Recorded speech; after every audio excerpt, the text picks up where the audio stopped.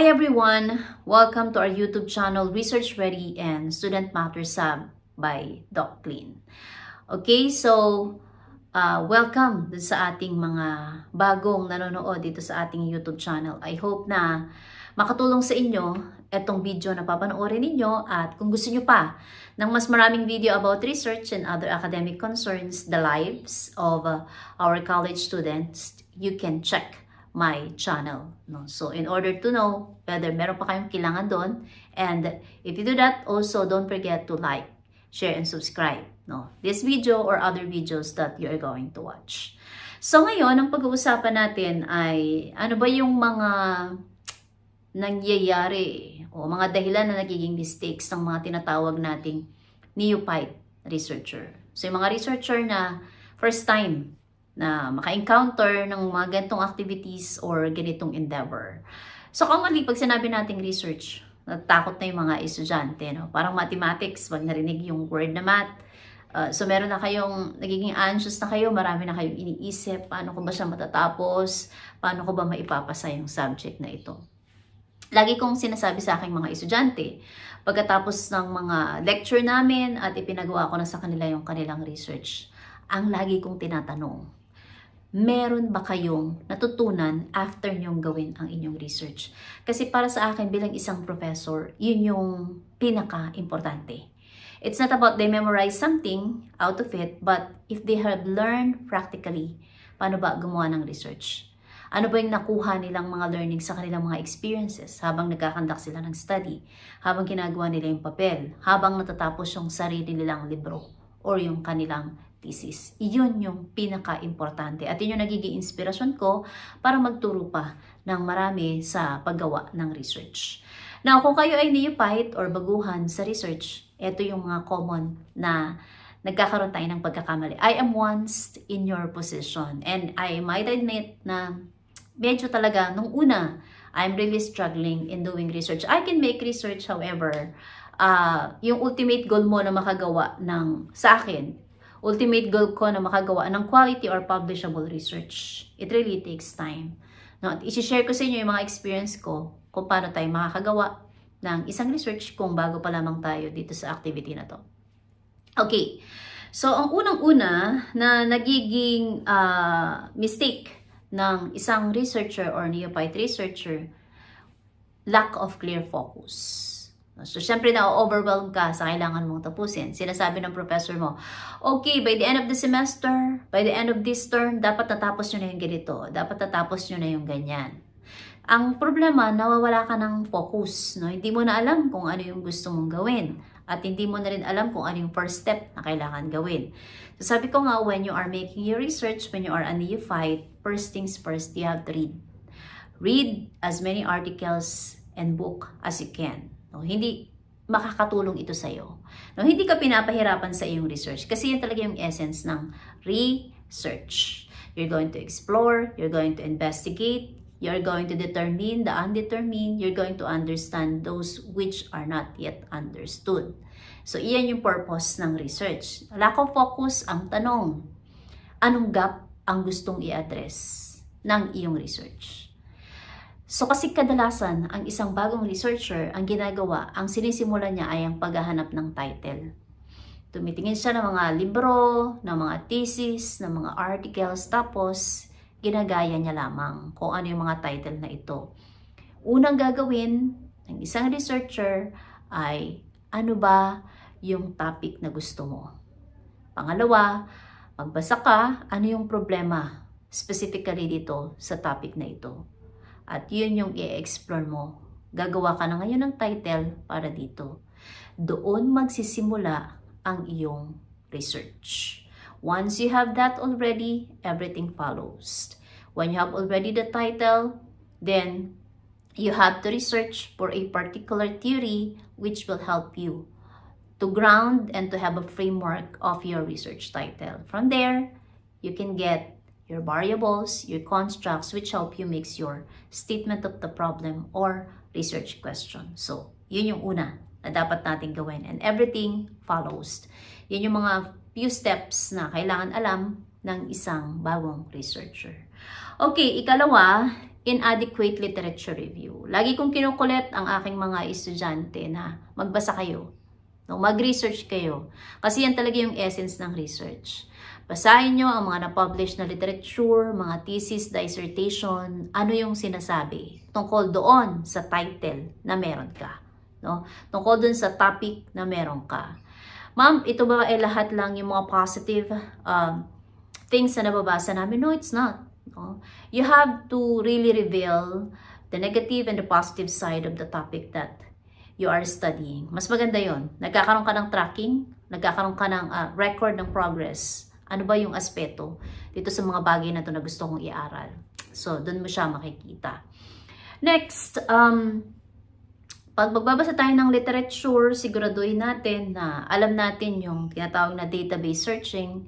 Gagawa tayo ng keyword base doon sa topic na hinahanap natin or doon sa title na meron tayo. Yun yung magiging basis natin para makapaghanap tayo ng article o ng mga thesis at dissertations na related doon sa ating gustong basahin.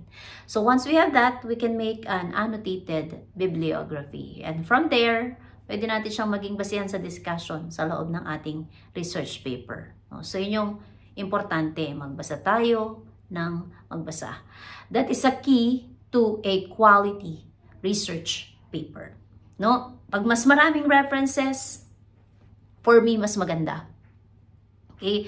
So it means that the researcher is really very particular, very conscious na kailangan niya ng maraming literature review para mapatunayan niya ang isang bagay sa kanyang research. No, huwag kayong magkakaroon ng list of references that only comprises 5 or 10 references. I don't think so that it can justify the necessity of doing your research as well as justifying what is the findings of your research. Kasi you should have a basis to all of this. Hindi po pwede yung sarili mong opinion at sarili mong observation as a researcher. So make a list of the references that you have read and make an annotated bibliography para hindi ka mahirapan. So regarding that, you can see my past lesson video or watch my past lesson videos about it. Database searching and literature review. Okay? Yung poor methodology choice, kasi ang methodology natin or yung research design, nakabase ito sa ating research questions. Now, kung bago ka palang researcher, I advise mag-seek ka ng guidance ng iyong advisor. Kung tama ba yung methodology or research design na gagamitin mo. Kung meron kang gustong malaman na relationship ng dalawang variables, so kailangan mo ng descriptive correlational research. Meron kang gustong patunayan na potential relationship, pwede kang gumamit ng causal comparative. At kung gusto mo lang malaman ang opinion or behavior ng mga tao, pwede kang gumamit ng descriptive survey. Meron kang i-assess na isang programa, pwede kang gumamit ng descriptive evaluative. At gusto mong i-test ang hypothesis mo, relationship ng dependent at dependent variables mo, pwede kang gumamit ng experimental. Pero naintindihan ko, bilang isang bagong researcher, medyo struggling ka pa sa pag-identify nito. No? So nagkakaroon ka ng choices na methodology na hindi umaangkop sa iyong research questions or hindi niya na-address kung ano yung pangangailangan or objective ng study mo. So maganda na magkaroon tayo ng maraming pagbabasa at i-confirm natin to sa pagtatanong sa ating research advisor. So aside from poor methodology choice, meron din tayong neglecting sample size and selection. So pag meron kang quantitative, pwede kang gumamit ng probability at non-probability sampling. Kapag ka naman qualitative, purposeful sampling. So, pwede tayong mag-consult sa ating mga statistician para ma-guide tayo. Sir, ma'am, ilan po ba yung number of respondents na kailangan? So, again, depende ito sa iyong research questions, depende ito sa iyong resources, at kung ano yung intention ng inyong research.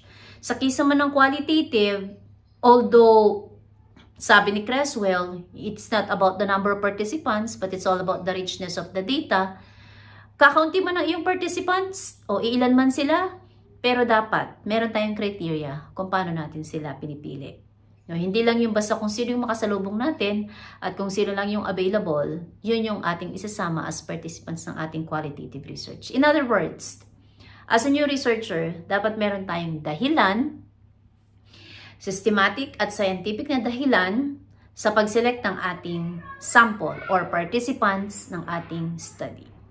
Okay, another yung tinatawag nating data overload. So since tayo ay new researcher, ang ginagawa naman natin minsan, naghahanap tayo ng article, naghahanap tayo ng dissertation or thesis. So sinisave natin siya. Nasisave tayo ng hanggat maaari, lahat na makikita natin ay sinisave natin. Kaya minsan, nagiging dahilan din ito na nalilito na tayo. Nasaan na ba ako? Ano na ba yung gusto kong gawin? No? Ang dami ko nabasa, pero minsan di mo ma-organized yung mga nabasa mo kung paano mo siya gagamitin sa iyong study. Kasi nagkaroon ka na ng data overload. As much as possible, when you have read an article, when you have seen an article, kindly read it. No? And then, again, make an annotated bibliography about it para hindi mo na siya babalikan as a full paper. Meron ka ng summary kung ano yung nabasa mo. In that case, pag binabasa mo siya, malalaman mo kung magagamit mo siya or hindi. No, by just reading on the materials that you have. Para hindi ka magkaroon ng tinatawag nating data overload. No? Hindi mo, gumamit ka ng ganitong design, tapos meron ka pang ganitong design, meron ka ganitong intention which oppose other intention. So, parang ang ginagawa mo, ina-adapt mo yung mga iba't ibang nababasa mo dun sa research paper mo. Ang nangyayari ay nagkakapatong-patong na sila ang ending. Hindi na iyon yung nagiging dapat mong gawin or yung purpose mo dun sa iyong study. Okay? So, next naman yung ignoring ethics. Nako, isa pa ito. So, syempre, as a new researcher, minsan hindi tayo aware na kailangan tayong merong mga sundin na mga ethical procedure. Kadalasan, nagiging mistake to ng mga bagong researcher na minsan hindi ka nagpapaalam. No? Minsan nagkakanda ka na ng study mo nang walang approval. Kasi kakilala mo naman na there's no problem with that as long as you has a consent. So, sa ethical research, kailangan meron tayong pinapipirmahan na tinatawag nating informed consent form.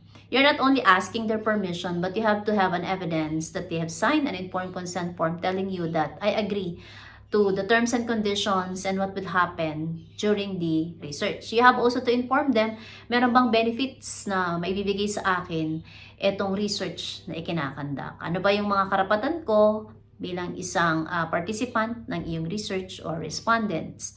Other than that, yung paggamit natin ng mga document, no, yung sa Pilipinas kasi meron tayong tinatawag na Data Privacy Act of 2012. Nasunod ba natin siya? So, kailangan natin maging aware kung ano yung mga ethical procedures na ginagawa pagdating sa research. Okay, next. Other than ignoring ethics, overlooking our limitations. So, lahat ng research may limitations.